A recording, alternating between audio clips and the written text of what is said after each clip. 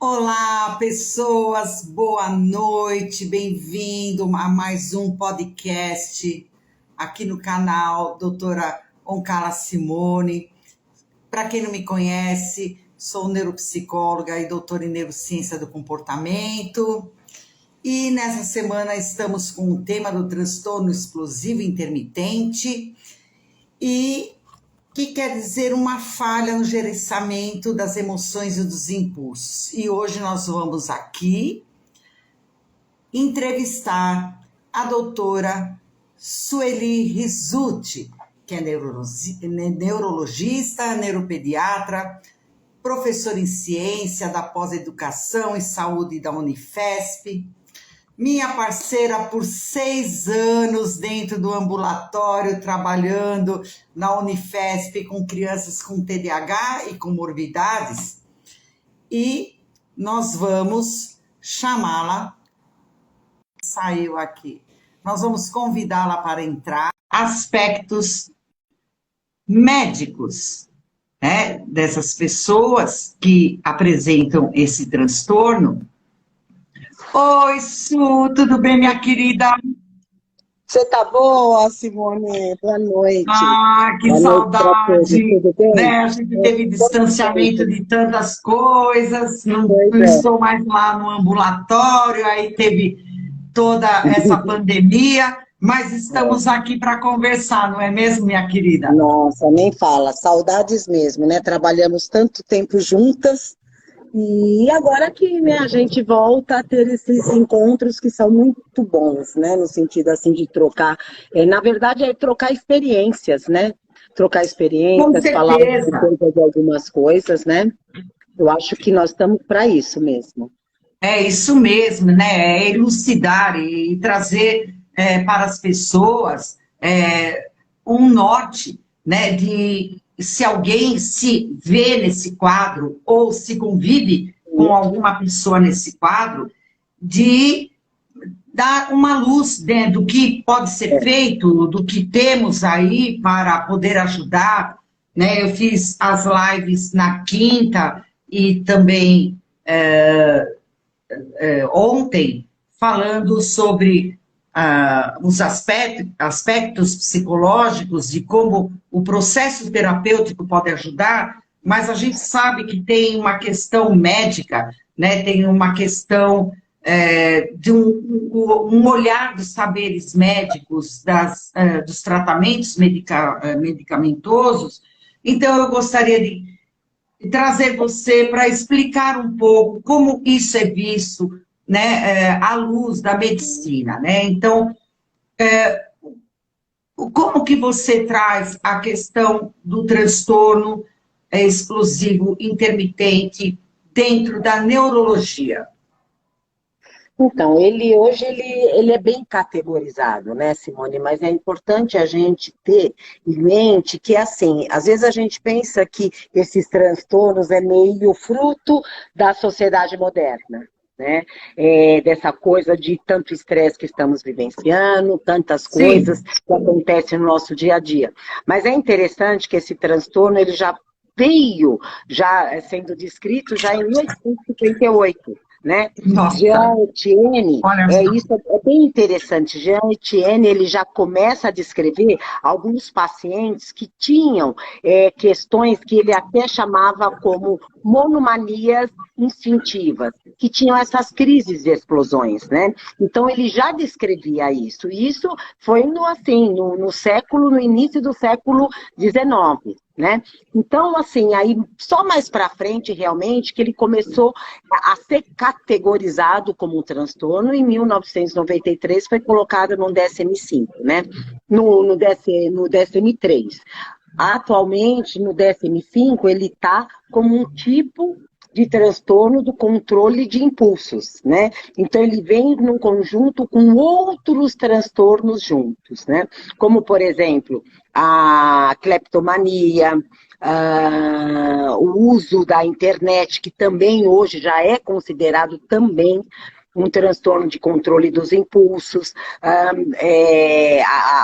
situações de ficar também arrancando os cabelos, que seria a tricolomania. Sim, Então, sim, todas essas questões de jogos compulsivos, todas essas questões, ele também faz parte, né? Porque, na verdade, todos esses impulsos, né, esses transtornos, são repetidos fracassos em você resistir a determinado ato, né? Então, você está ali, você até tem uma consciência, mas você não consegue resistir a isso. E aí acaba nas explosões, no caso ali da pessoa que rouba alguma coisa, ela acaba roubando, outro a sua compulsão por jogos, compulsão por compras, enfim, né? Acaba indo para esse lado. Inclusive também a bulimia também, né? A bulimia que é aquela história ou de se alimentar, né? Você se alimentar,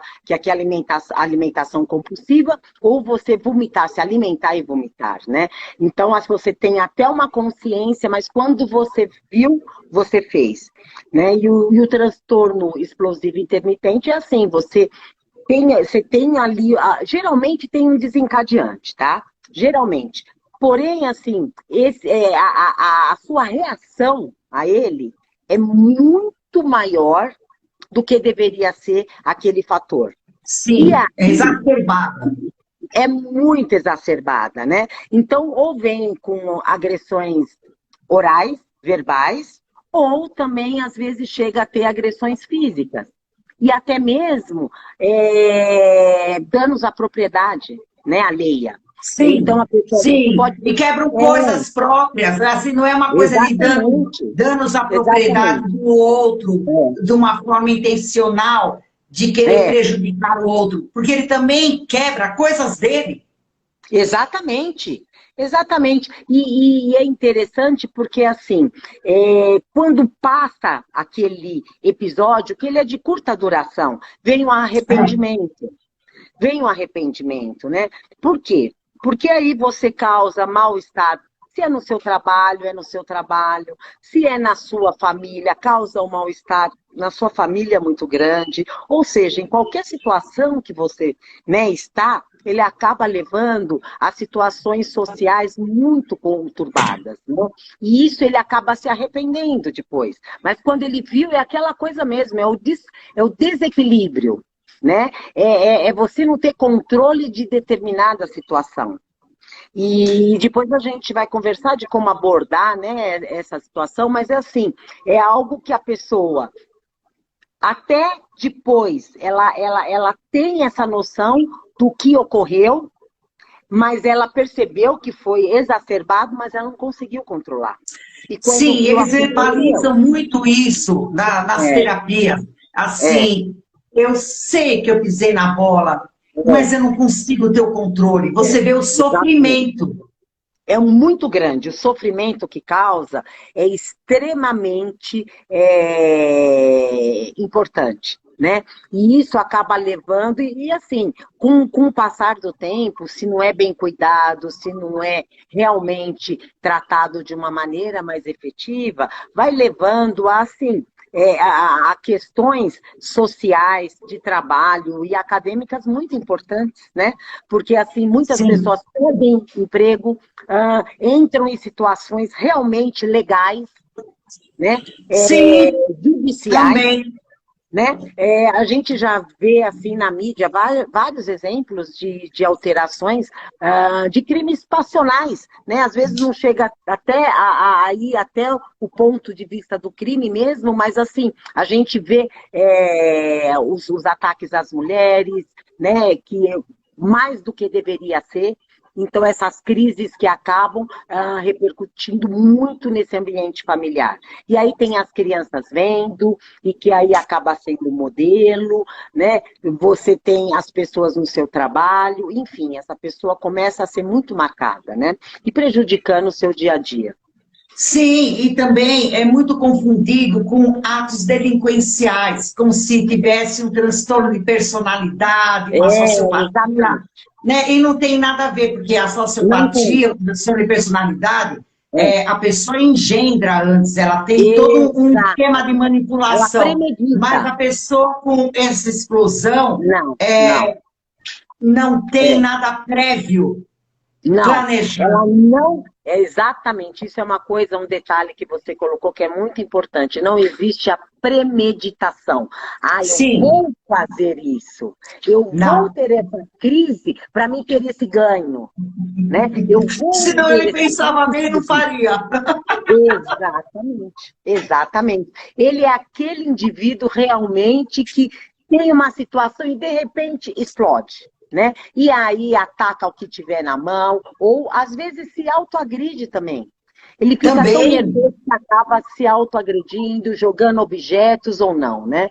E pelo DSM-5, você tem que ter alguns critérios, né? Então, ele coloca Sim. qualquer transtorno? Não, não é qualquer transtorno. Você tem que ter Não. no mínimo 6 anos de idade, né?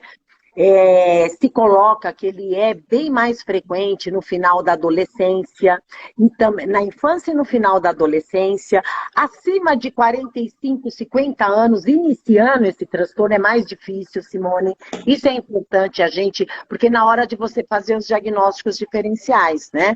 Então, Sim. entre essas questões da idade, que é importante, e essa outra questão do indivíduo, né? Ele não ter, ser muito mais além do que seria aquela causa.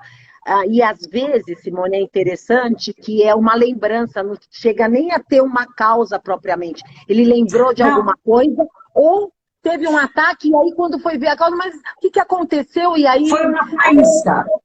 exatamente, né? Então aí você vê que é realmente o quê? É algo neurológico, é neurobiológico. Neurológico. Porque Neurológico. é neurológico, é neurobiológico, né? O que se coloca aqui é um desequilíbrio. É um desequilíbrio, assim, do seu sistema límbico, né? Que eles falam que é a relação da ínsula, do símbolo anterior, né? Só falando um pouquinho, que eu acho que é importante, que hoje o Claro. que a gente se conhece, né?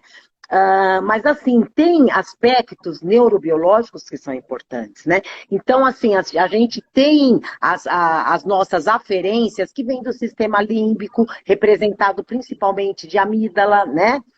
Símbolo Sim. anterior, ínsula. E aí você tem que, quando vem essas emoções, até a nossa consciência, você tem um controle inibitório disso, através de vias descendentes de uma região pré-frontal, a órbita frontal. Então, essa região acaba tentando inibir isso, né? Então, quando se tem um desequilíbrio nessa aferência das emoções e na eferência de você tentar controlar, o que é o que nós chamamos de controle inibitório, né, das emoções, você tem o transtorno propriamente dito. E eles colocam assim, você pode ter, para você categorizar, você precisa conhecer um pouquinho esse paciente, você precisa conhecer um Claro, a pouquinho a história história, dele. né? A história dele, isso é muito importante. Ah, teve uma crise, pronto. Não, tem que, né, conhecer um pouquinho a história. Ela tem que ocorrer pelo menos 2 vezes por semana. Essas crises não tão exacerbadas, né? 2 vezes por semana por um período de 3 meses. Agora, as crises que realmente são muito exacerbadas, que você tem uma quebrar a propriedade alheia, quebrar coisas da sua propriedade, ter uma exacerbação muito grande, essas podem ocorrer 3 vezes por ano, você pode caracterizar esse fenômeno. E afastando outras causas, né? Isso é importante. Hum. Por exemplo, uma pessoa que seja dita com substâncias Claro. psicoativas, né? A pessoa está tendo alguma outra doença orgânica, né? E aí acaba tendo essas crises. Está associada a uma doença orgânica, né? Está associada a É. uma causa. Então você tem que e hoje, viu, é importante, Simone, a gente pontuar. Tem muito essas questões de drogas, de uso de drogas, principalmente na adolescência. Anabolizantes. E principalmente na adolescência, né? E acaba abrindo um caminho para essas questões, né? Hoje a gente coloca assim que para todo adolescente você tem que perguntar realmente, você está fazendo uso de drogas? Porque isso vem muito. E eles acham Vem. que fazer uso de drogas é muito natural, né? Que é muito natural. Tá? Então, a gente está atravessando essas questões. Eles acham que o uso da droga vai ser para diminuir a sua ansiedade, é coisa de careta você não querer fumar, não Não, querer... o uso da droga é como se fosse uma automedicação. Então, ele não se trata para alguns transtornos, ele faz o uso da droga. Então, fuma um baseado para ficar num barato, para diminuir a ansiedade e tudo.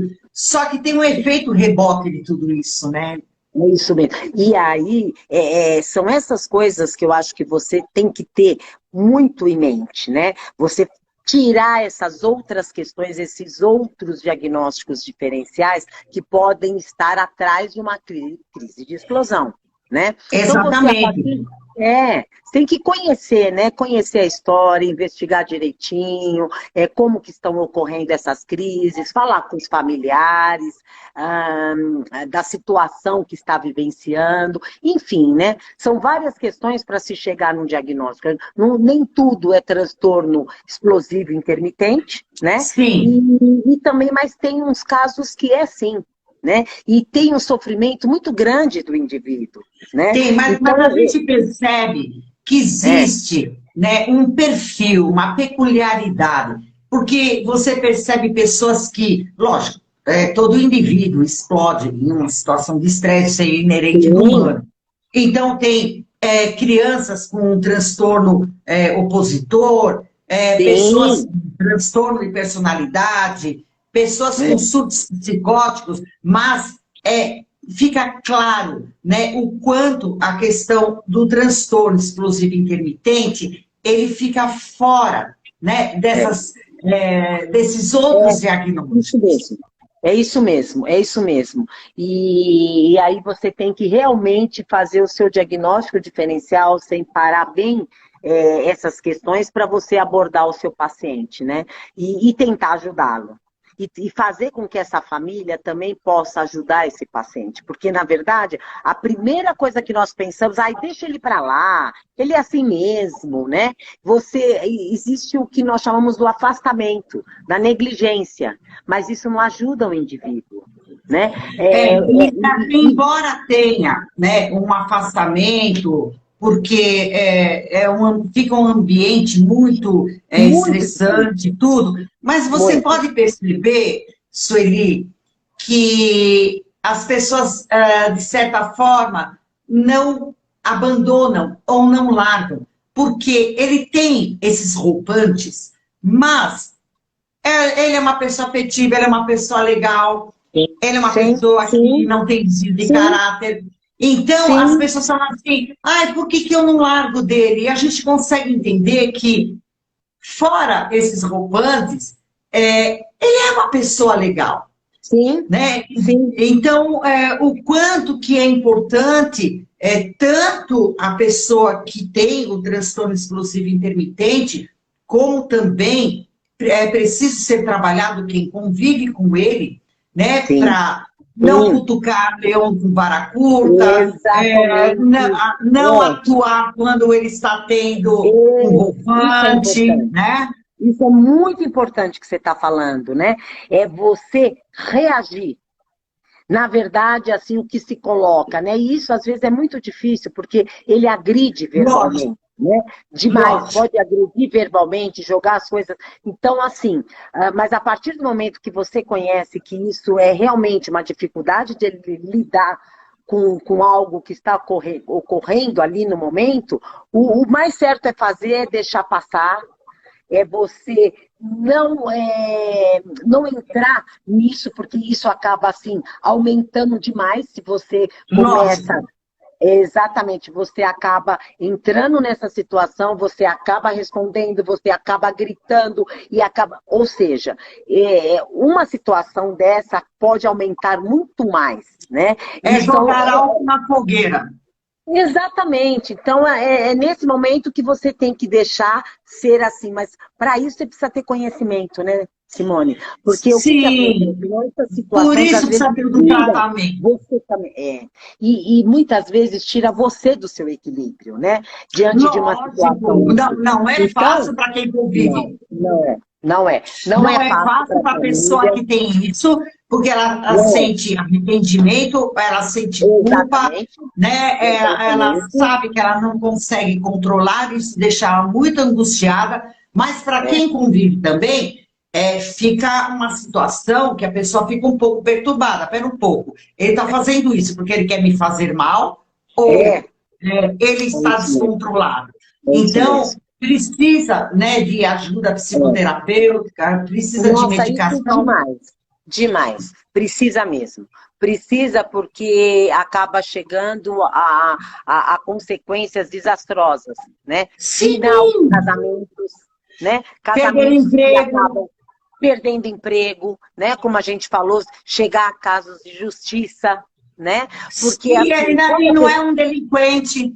ele não é, porque a partir do momento que termina aquela situação, né, existe mesmo um arrependimento real, Que é o que né? Não difere é de uma quem coisa tem fictícia, uma não. sociopatia. Exatamente, é muito diferente, né? O Muito sociopata, diferente. ele pode até criar uma situação assim, mas é uma situação que ele vai ganhar alguma coisa com aquilo. É uma situação que ele criou para obter um ganho, para obter, é uma estratégia, é um planejamento. E nesse Que é caso, diferente de quem tem essas explosões intermitentes. exatamente. É bem isso mesmo, né?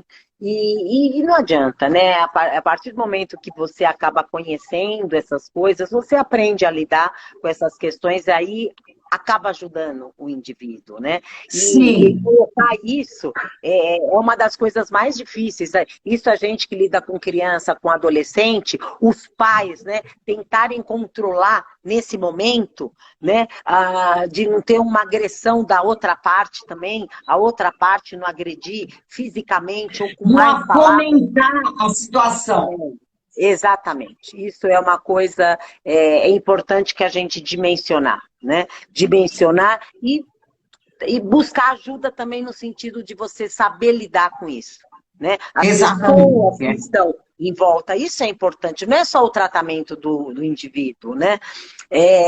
A família apoiar, as Uma pessoas que estão ao orientação lado. Exatamente. psicoeducacional. Exatamente, é bem isso mesmo.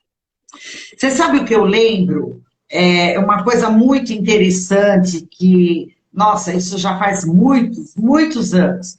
Mas foi um caso que eu fiquei, assim, escutando tudo o que acontecia e todos os procedimentos que foram tomados. Tinha o jogador, né, da seleção, o Edmundo. Não sei se você lembra. Sim, Então, lógico. É, o Edmundo, Edmundo não imagina, podia esbarrar nele, não que ele tinha podia. uma explosão É, assim, descontrolada, exacerbada, né? Ele não conseguia gerenciar as emoções dele dentro de campo, embora ele fosse um craque. E ele, depois, ele foi diagnosticado que ele tinha um foco irritativo no lobo frontal e que sim. davam, né, e que não conseguia gerenciar essas emoções, e ele começou a se tratar, e quando quando a gente conseguiu vê-lo na última Copa que ele participou, que até foi aquela, eu não lembro direito o ano, mas que o Ronaldo até teve aquela convulsão, tudo, Sim, ele estava foi uma final de extremamente plugado. campeonato, isso mesmo. Isso Isso, ele mesmo. estava extremamente plugado, É, é, controlado. Quer é. dizer, tudo que falavam dele, tudo, quer dizer, ele conseguiu ajeitar, né, toda essa situação por meio de terapia e por Sim, meio também sim, de psicofármacos que poderiam controlar, né, essa falta do controle dos impulsos. Ele é sim. outra pessoa hoje. É verdade. Não, é verdade. É bem lembrado, viu? Porque ele foi um personagem que, assim, ele ficou muito em foco, né? Dessas brigas, dessas coisas, e falava que excelente jogador, mas que pena que ele é uma pessoa assim, que tem essas questões, né? Tão que acaba prejudicando o dia a dia dele, ele era expulso, enfim, né? Todas as questões, as consequências que isso leva. Mas você colocou uma coisa muito interessante, lembrando, né? Porque assim, você pode ter causas orgânicas também, né? E entre as causas orgânicas, lesões frontais. Sejam elas, né? Sejam elas, por exemplo, tumores, lesões mesmo, traumas de crânio, né? Porque a região frontal, ela é onde está mais ou menos o órbito frontal, né? Que é a parte que controla os seus impulsos, que é o seu controle inibitório. Você pode ter lesões nessa região, né? E quando você tem essas lesões nessa região, você pode ter esse descontrole emocional, né? Exatamente. Então é importante fazer. Existe causa neurobiológica, seja ela detectada ou não, né? Ou você encontra através de exames de imagem, né? E inclusive hoje até se conhece sobre a neurotransmissão, né? Sabe-se que você tem uma diminuição de neurotransmissores. O mais envolvido é a serotonina e também dopamina, né? Que viram que em pacientes com Parkinson poderiam ter também os transtornos explosivos intermitentes. E a gente vê isso em quadros demenciais, né, Sueli? Muito, muito, muito, muito. Por quê? Porque nos quadros demenciais você tem alteração da neurotransmissão cerebral, né? Então, para se reequilibrar, por isso que você acaba utilizando medicamentos, né? Você, muitas vezes, sem dúvida, que os casos têm que serem acompanhados por terapia, né? A terapia cognitivo-comportamental é uma das que mais pode ajudar prontamente esse paciente. Tem-se uma excelente resposta, existem estudos com evidência mostrando isso. E as medicações, assim, não tem olha, uma medicação, isso é excelente. Não, mas assim, a gente tem alguns estudos mostrando que algumas medicações podem controlar isso, diminuir essas explosões, ter assim uma estabilização dos impulsos, né? E dentre elas a gente tem os antiepiléticos, tem... Não, e essa questão dos antiepiléticos, sabe, Sueli, é uma coisa que eu preciso sempre orientar muito aos pais, principalmente, né, com crianças e adolescentes. Nossa, meu filho vai tomar antiepilético, né? O quanto que esses disparos nessa região frontal, esse antiepilético, ele pode estabilizar, né, a estática e uma neuroquímica, né, para essa criança ter o benefício de conseguir gerenciar emoções. As pessoas, elas ficam com muito medo, porque você fala assim, vou dar um antiepilético, meu Deus, mas meu filho não tem epilepsia. Mas, gente, a medicação, e é uma coisa que eu venho conversando muito, sabe, e é muito difícil convencer, porque, assim, é difícil você estar depressivo e ser um depressivo.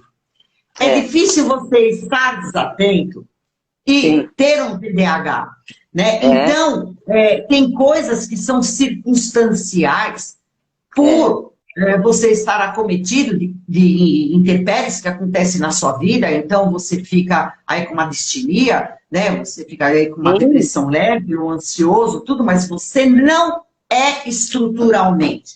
Agora, quem é estruturalmente? Não tem como. A neuroquímica, ela tem uma desarmonização, né? Tanto de receptores, né? Então, e as pessoas têm muita dificuldade de entender isso. Ainda mais, é interessante, né? E os pais são bem dúbios nessas questões, né? Eles trazem, assim, questões que eu acho muito interessante. Ao mesmo tempo que eles trazem a queixa para você, aquela queixa é extremamente importante. Mas não dá e a partir do momento, né, que você coloca um tratamento, doutora, mais medicação controlada...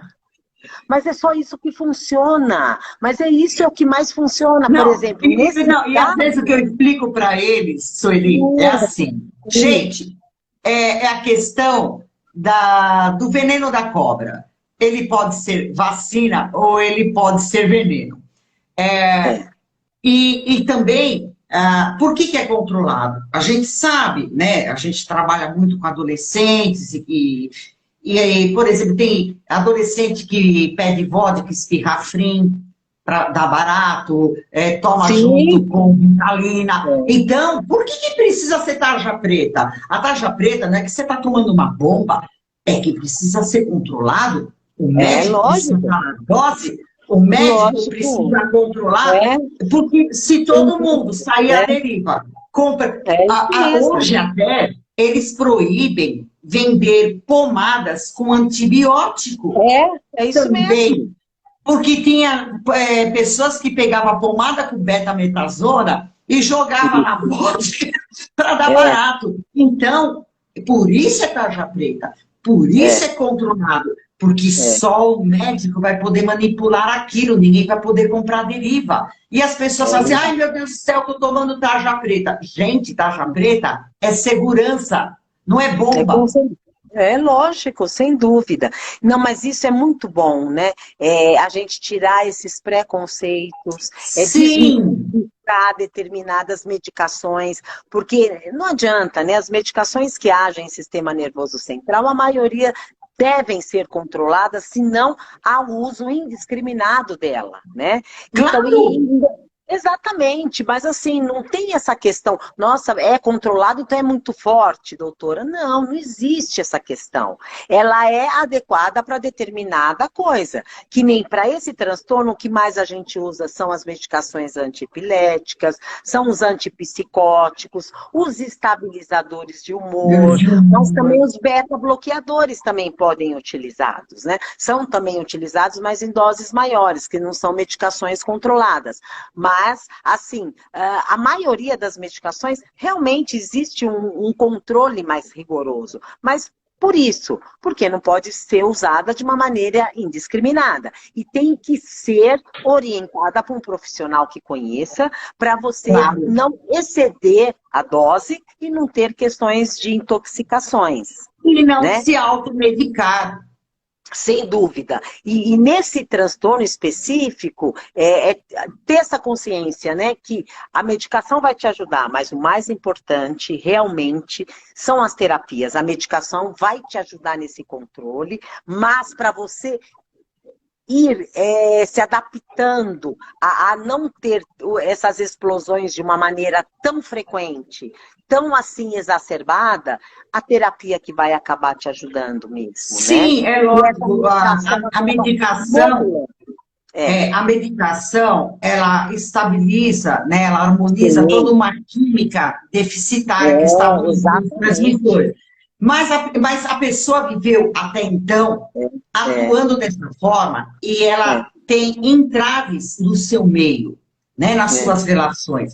E a psicoterapia, ela vem explicar como ele funciona, quais são os gatilhos que o leva a ter as explosões, trazer novas manobras mais funcionais quando ele se sentir exacerbado, né?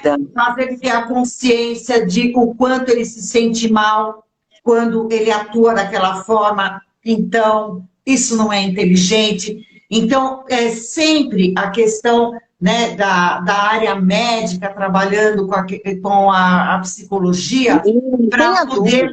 Uma parceria. Né, uma parceria. No entanto, hoje em dia, né, doutora Sueli, nós não fazemos um diagnóstico solitário, diria. Sempre todo diagnóstico, ele é multidisciplinar. Então, tem uma avaliação que vai para o neuropsicólogo, que vai para o neurologista, que o neurologista entra em contato com o neuropsicólogo, a gente divide figurinhas, né? A gente estuda o caso. Sim, sem dúvida. essa abordagem é extremamente importante, né? Porque, assim, você sozinha, você não ajuda o teu paciente, né? Você sozinha.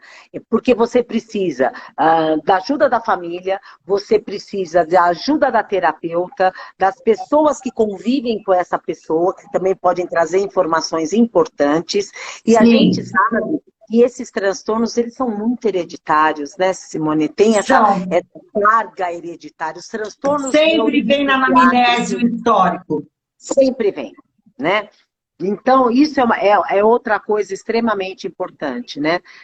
A presença da história familiar, né? É uma questão, assim, que tem que ser lembrada, pontuada. Esses transtornos realmente têm a história familiar. E também tem a questão de uma família desestruturada também. Por Com exemplo, no caso de certeza. uma criança, né? De uma criança, ela viu muito esse comportamento. Esse comportamento era um comportamento habitual de algum dos pais. Então, porque tem esses comportamentos aprendidos também, né? Então, são várias questões que têm que ser abordadas, né? E isso, Sim. histórias de abuso, né? Na sua infância, enfim, são coisas que podem, assim, levar a uma piora do quadro, uma exacerbação do quadro, né? Com Você até certeza.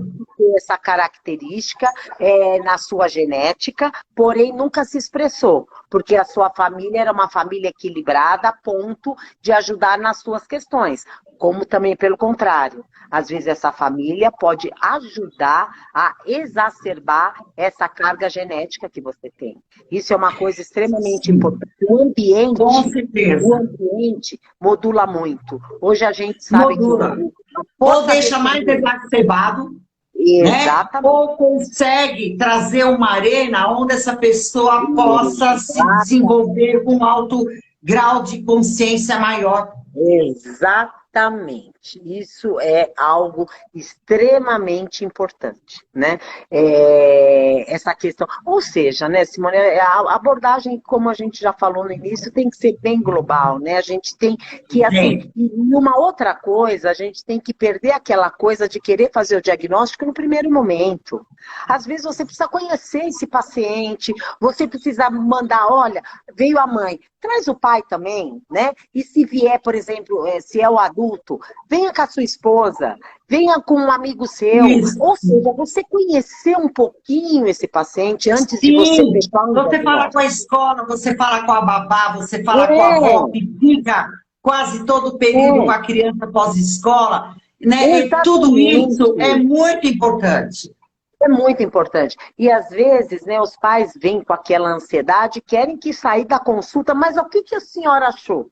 Né? Você já tem um diagnóstico? Você já tem um diagnóstico? Às vezes a gente não tem, o diagnóstico é construído, né, com essas informações, é Sim. construído com os detalhes, é construído a partir do momento que você conhece essa pessoa, né? Enfim, são várias questões que a gente precisa levar em conta, né? Várias E assim, as pessoas, às vezes, lógico, desconhecem porque não entendem nosso trabalho. Quando a gente, né, quando eu trabalhava com vocês lá no NANI, nós tínhamos, vinham toda a avaliação neuropsicológica, a sua avaliação né? neurológica, passava É, pela psiquiatra, e nós fazíamos uma mesa é, com profissionais, é, psiquiatra, dois sim, neurologistas, é. psicopedagogo, uns 3 neuropsicólogos, com os testes lá, e como era difícil fazer o diagnóstico E diferencial. muitas vezes a gente tinha a humildade de falar, gente, a gente precisa conhecer mais, precisamos ver mais, Exatamente. porque E quando eu não faço, tem às vezes, a diferença, né? avaliação, Sueli, eu É, percebo que eu tenho, lógico, eu tenho uma ideia, um perfil de quem é o meu paciente. Mas à medida que eu começo a atendê-lo na clínica, passo uns 3 meses, eu coleto dados que não veio na primeira avaliação. exatamente. Nossa, você falou uma coisa muito importante também. Essa questão, por exemplo, eu já tive paciente de acompanhar ele com 1 ano. Depois de 1 ano da mãe me conhecer, ela trouxe uma informação extremamente importante. Mas ela conseguiu falar aquilo a partir do momento que ela teve confiança em mim, né? Sim. Então, a gente tem que Olha ter essa quantas humildade. variáveis interferem para a gente até traçar metas terapêuticas, porque coisas não estão ditas. Por exemplo, quando eu dou a devolutiva da avaliação neuropsi, eu não entrego antes o relatório, porque eu sei que nessa devolutiva, à medida que eu sensibilizar, vão vir muito mais dados que ou eu vou ter que investigar mais coisas, né? Ou eu vou ter que acrescentar no meu relatório que seria relevante. É isso mesmo, Simone. Mas é importante a gente ter essa noção das nossas limitações, sermos humildes em dizer ainda não tenho diagnóstico. Sim, sabe? Ainda não tenho fizemos isso? Não sei ainda, não sei. Vou estudar, vou perguntar, vou falar com colegas, sabe? A gente tem que ter essa humildade, né? Porque, ainda mais nessa área, neuropsiquiatria, essa área neuropsiquiátrica, os diagnósticos são construídos. E isso que você falou da questão da omissão de determinados detalhes é uma coisa extremamente importante. As pessoas, às vezes, realmente omitem coisas importantes por vergonha, por medo. Por dificuldades, e até por ter percebido. E à medida que você dá uma devolutiva, ele elucida, e ela fala, opa, então isso tem a ver com isso, isso tem a ver com isso. É bem isso, assim, é muito delicado. Até porque, Sueli, assim, eu já recebi crianças que tinham, assim, TDAH e uma dislexia danada. Só que ela foi diagnosticada, lógico, porque quando ela passou por toda a investigação com o teste VISC, ela não foi bem em muitas provas, porque a gente sabe que eles têm déficits, e ela foi diagnosticada como deficiência intelectual. Sim. E sempre o que assim, me preocupa muito é que um diagnóstico ele traça o destino de uma pessoa. É verdade. É verdade. É muito sério. Se você fala que ele tem TDAH e dislexia, você tem toda uma meta terapêutica, né? Tem todo um psicofarmaco que pode ajudá-lo. Quando você fala, não, ele é deficiente intelectual... Verdade. E o que essa família vai investir? Então, são várias questões que a gente tem que ter em mente, saber trabalhar. Esses transtornos não são fáceis de ser conduzidos, né? Tanto para nós conduzir as questões assim terapêuticas, enfim, e abordagem como um todo, né? São questões assim que a gente às vezes precisa entrar muito nas situações mais íntimas desses pacientes, nas famílias, nas casas, né? E você sabe que é uma coisa muito interessante que durante a pandemia eu fiz muitas consultas online. E eu e um colega nosso, né? Todos nós fizemos, né? E aí a gente conheceu um pouquinho das casas dos pacientes, né? Opa! Foi material de terapia para mim. Eles abriam um armário, eu via a funcionária entrar e guardar as toalhas no armário, eles trouxeram os brinquedos. Foi material terapêutico. É isso mesmo. E aí você vê uma casa ou organizada ou desorganizada. Tudo. Então, os horários da criança. Se a mãe, então, a criança vinha com o celular sem estar carregado para minha sessão. Ela não tinha apoio de celular. Eu pedia materiais gráficos, não estavam lá. Esqueciam. Então, a gente conseguiu ver uma outra dinâmica. Eu falo que nós não perdemos. Nós vimos um outro prisma da situação. Não, sem dúvida, né? Independente das perdas, realmente a gente teve muitos ganhos. Inclusive, mães que me falaram, doutor, eu não conhecia o meu filho. porque ficaram mais próximas, trabalharam em casa, estudaram com essas crianças, ficaram ali presentes junto das atividades e acabaram conhecendo. Nossa, eu estou dando tanto valor para professores, elas falam, né? Ou ao contrário também, então, nossa, agora estou vendo a escola do meu filho, não estou gostando das aulas, nem eu assistiria essa aula. Pois é, então são várias questões, né? O Não. que eu acho que assim, a gente tirou várias questões da pandemia, mas uma coisa é extremamente importante. As mães, as famílias, assim, acabaram se conhecendo mais. Isso foi bom por um lado e para outros Foi. não. Ou foi até, assim, destrutivo no sinal, do ponto de separações. Houve muitas separações, as pessoas se Sim, conheceram mais, né? Enfim, sim, mas assim, quanto mais conhecemos de nós, e quanto mais conhecemos daqueles que convivem com a gente vai aprender a lidar melhor, né? E nós temos também que ir assim, não sabemos atrás de quem sabe, né? Não sabemos lidar, vamos aprender. Não sei lidar com essa questão explosiva, é muito difícil para mim. Então vamos atrás de quem pode nos ajudar, né? Porque assim, sim, o sempre tem confronto não recursos. ajuda. O confronto não ajuda, questões assim, o abandono não ajuda, né?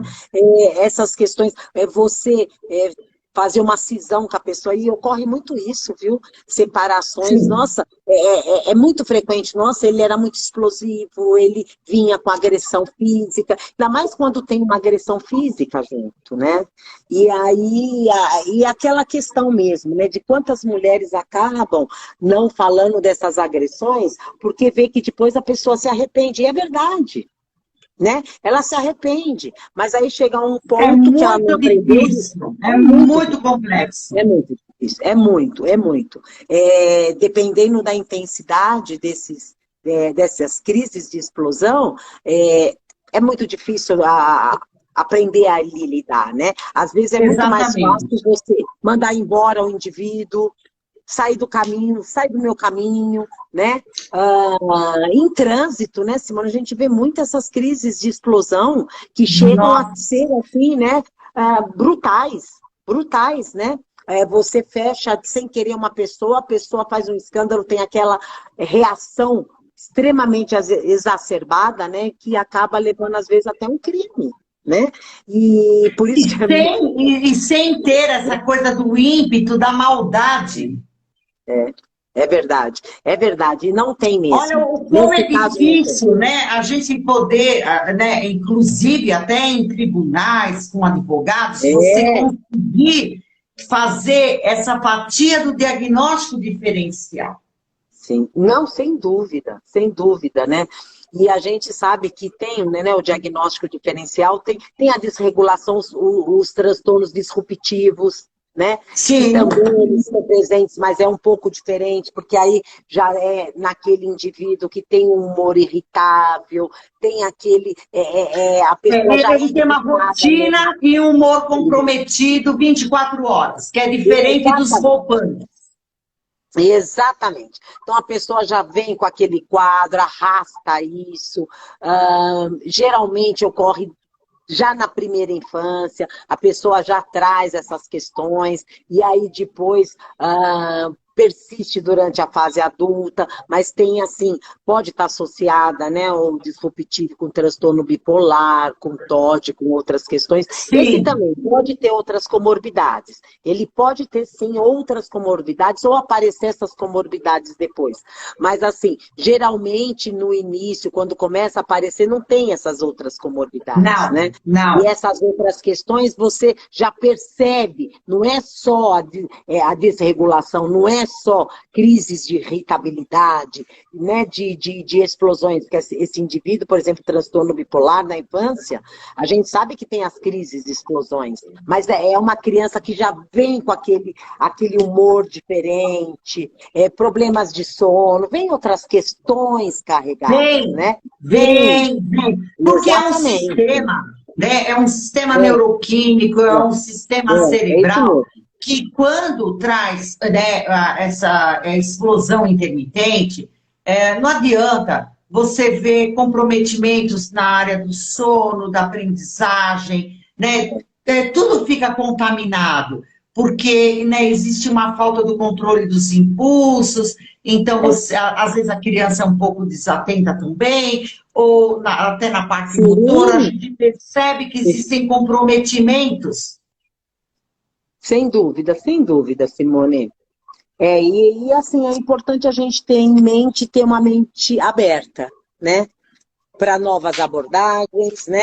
Para conhecer o nosso paciente, conhecer a sua família, ampliar, né, todas essas questões para a gente fazer um diagnóstico adequado, uma abordagem do tratamento também adequada, né? Então, isso é extremamente importante. E o que eu penso assim, o importante, independente do transtorno que a pessoa tenha, é entender a natureza da pessoa, né? Saber como ela funciona, fazer um tratamento extremamente individual, porque o que às vezes funciona para um, não funciona para o outro, até medicação, né? Às vezes você tenta, numa primeira linha, dar uma medicação, mas ele não responde. E o quanto que é importante as pessoas e as mães ligarem para o psiquiatra e para o neurologista e falar, olha, está acontecendo isso, e não mudar, porque a gente está lá fazendo um estudo. A gente entra, né, com intervenções terapêuticas e medicamentosas, por tudo que a gente tem de experiência e estuda em pesquisas. Então, a gente entra com um carro-chefe, que a gente acha que é poderoso, mas às vezes a pessoa não responde. Então, a gente já sabe que não responde, a gente já pensa numa outra possibilidade. Então, o quanto que é bom não abandonar os tratamentos e deixar, né, com que nós, terapeutas e médicos, tenhamos um estudo sobre a pessoa para poder acertar. Sim. O Simone, uma coisa é importante também, ele não é tão pouco frequente, não. Tem um estudo estatístico mostrando a prevalência nos Estados Unidos é 2,7%. Isso é bem frequente, viu? Isso é algo frequente. É bem frequente. Então, assim, ele está ao nosso lado, né? Então, ele está do nosso lado. A gente conhece histórias de pessoas e a gente, às vezes, não, imagina, ele é louco, ele não se controla, né? Então, aí você acaba categorizando essa pessoa, assim, minimizando essas questões. De uma forma pejorativa em relação à dificuldade dele. Exatamente. E aí, esse indivíduo pode estar do seu lado, né? Sem diagnóstico, sem cuidado, tendo perdas, muitas perdas na vida, né? Social, familiar, no dia a dia, com a sua namorada, com a sua família, né? No seu trabalho, enfim. Então, ele não é tão pouco frequente. E tem estudos mostrando até uma frequência maior, né? Mas realmente não é cuidado como deveria. Não. Né? Nem tudo que parece é. Né? Então, por isso que a gente tem que ter uma cautela diante de um caso dele, se aprofundar um pouquinho e tentar ajudar esse indivíduo, né? Porque realmente esse indivíduo, ele não faz porque quer. Ele não consegue, ele se arrepende, ele fica muito angustiado, ele fica muito angustiado depois do que ocorre, mas aí vem as desculpas, ele começa a dar, mas ele me provocou, mas ele falou aquilo, né? E aí vem aquelas coisas, racionalizar. Autoproteção. Exato. A gente se protege. Então ele começa a se autoproteger. Não, eu fiz isso porque ele também falou aquilo, né?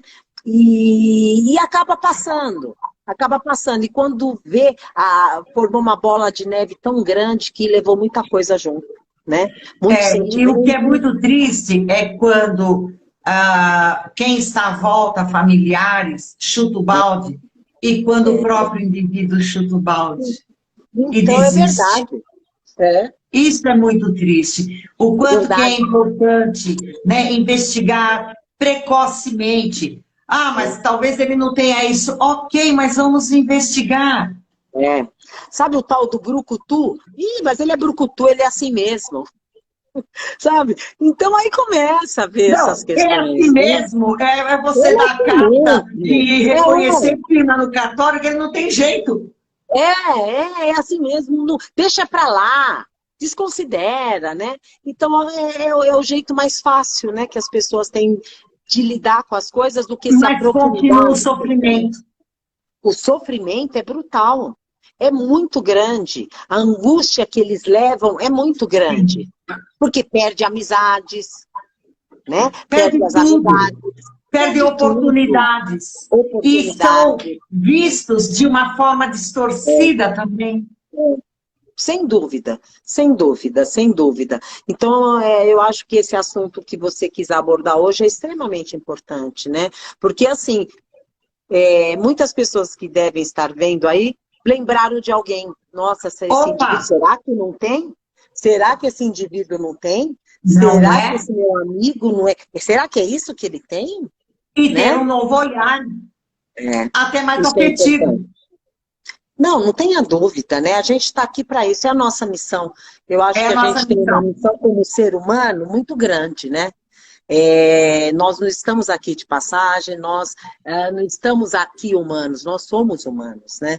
Então, Sim. isso em todos os momentos, e assim, eu acho que é nossa obrigação, né? Pessoas que têm privilégio, que têm um conhecimento a mais, ajudar aquelas pessoas, né, que não têm, levar esse conhecimento, levar essas questões, né, que nós abordamos aqui, no sentido, assim, de poder ajudar a pessoa que às vezes está do seu lado, está Claro. na sua família, está ali, né, e que muitas vezes ela foi muito negligenciada, né, taxada, Com mas ele certeza. é louco, ele é louco, olha o que ele faz, isso é jeito, imagina, não teve motivo para isso, né? Não teve motivo E não para entende o isso. que se passa. Não entende, não É. entende. E o importante, né, Su, é assim, até eu trouxe você aqui para conversar, porque nós dividimos muitos casos, inúmeros, Nossa, não dá nem para demais. contar, não é mesmo? Não, nossa,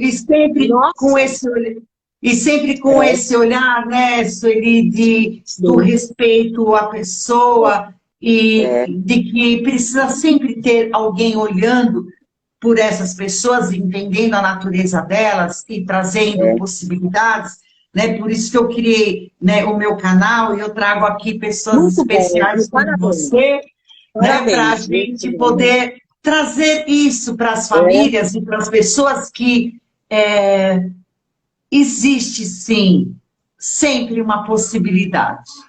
sim. Não tenha dúvida, é só querer, né? E se você não tem os conteúdos necessários, vá atrás, né? Vá Claro, atrás, né? Vá atrás. Hoje, olha aí, você fez um canal gratuito, meu cachorrinho tá aqui, olha que danado. Pegar aqui. o teu cachorro está Tem aí isso, e o meu gato tem isso. fazendo oito na minha perna aqui. Tem isso, né? Nas coisas que a gente faz em casa, né? Vem É, cachorrinho, entra criança, enfim, né? Mas enfim, é. faz parte, né? E ele quer, olha que danadinho, ele quer que eu brinco com ele nesse momento. É Agora não é hora lógico, de você brincar. está falando muito comigo. É, mas, viu, Simone, parabéns mesmo nesse sentido da sua iniciativa, porque eu acho que quanto mais nós tivermos informação, seja ela vindo de onde vem, mas informações assim realmente que Sim, tem atrás algo científico, trazendo informações verdadeiras, né? trazer segurança. Ampliando o conhecimento, isso é extremamente útil e assim é um trabalho, é um serviço para a sociedade. Que a sociedade Sim, está tão carente em tantas as tá. coisas. Parabéns mesmo pela sua iniciativa, achei muito Obrigada. legal, muito mesmo. Viu? Esse E eu canal é que muito bom. agradeço, minha querida. Muita saudade, já rimos Também. muito, vivemos tantas coisas juntos. Eu estou morrendo de saudade de Muito. você. Manda um beijo pro Mauro também, Mando, né? Sinto mando saudade de todo sim. mundo. Também. E eu queria É, agradecer muito. Eu sabia por que nada. era você que tinha que estar aqui falando sobre isso. Tá bom, minha Olha, querida? querida, foi um prazer muito grande, tá? E Estou vamos aqui encontrar mais à vezes. disposição. Com certeza, é só você falar com um pouquinho de antecedência, a gente se ajusta no tempo, no espaço e dá certo. Como deu Com hoje, né? No certeza. dia ontem, estava complicado Eu segunda e mudei terça, eu dei tudo, aula, eu exatamente. pensei. Mas hoje, olha aí, aconteceu, né? Muito Aconteceu, que bom. bom. Foi muito Um bom mesmo. beijo para você, Querida, muito um beijo obrigada, meu amor. enorme e muito obrigado pela atenção de todas as pessoas que estão aí, tá? Sim, Obrigada. muito obrigada a todos. Tchau, tchau, Foi pessoal. ótimo. Beijo, tchau. Beijo.